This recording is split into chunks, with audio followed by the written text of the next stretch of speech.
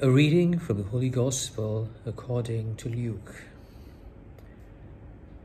One Sabbath, Jesus happened to be taking a walk through the cornfields, and his disciples were picking ears of corn, rubbing them in their hands and eating them. Some of the Pharisees said, "Why are you doing something that is forbidden on the Sabbath day?"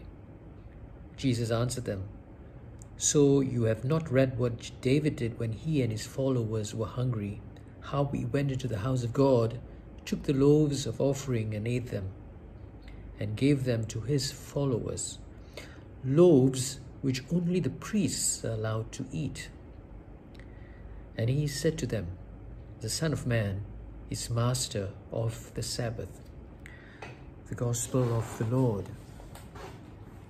Here we see that Jesus uses an argument that is more often seen in the court of law, where lawyers quote a previous case that works in their favor. They say, in this case, the judgment was made this way, and I think you can use that indicative judgment to favor our case.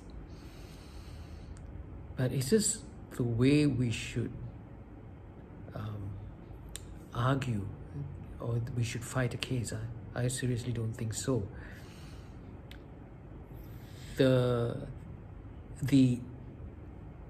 questionable practice actually that the Pharisees were asking was that the disciples were actually rubbing the ears of corn, not so much eating, because I don't think eating was forbidden on a Sunday, but the work which was rubbing was considered as working, and that's what they were not supposed to do. And Jesus went on to say that, didn't you read that David went into the temple and ate the loaves that were only supposed to be eaten by the high priest, which was kind of, to me, not really addressing the issue. The issue was not that they were eating, but the issue was that they were actually rubbing the ears of corn. So in a way, that's something we do. In an argument, when we get into an argument, we divert from really taking on the crux of the argument itself. So I think what Jesus did in this instance would not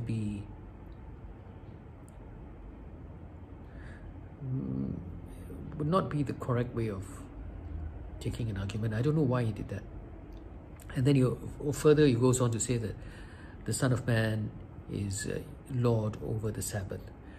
So there was no clear leadership here, in my opinion. There was no clear leadership, because he didn't address the crux of the matter. He kind of diverted, and he used a previous argument. It's like how couples, when they argue, they say the husband or the boyfriend says, "Hey, darling, you went out last night and with your friends, and you didn't tell me you were going out." Then the wife says back, "But 2 weeks ago you did the same thing." So there's a justification. Because somebody has wronged you, you find that a justifiable way of an argument to say that it's okay for you to do. And that seems to be the same thing that Jesus is doing here, which I think, in my opinion, it's my humble opinion, it's not the right thing. And what I feel we can learn from this is, don't argue this way. Don't use a previous precedent as the basis for you to do something that is wrong. My thought for today. Have a good day.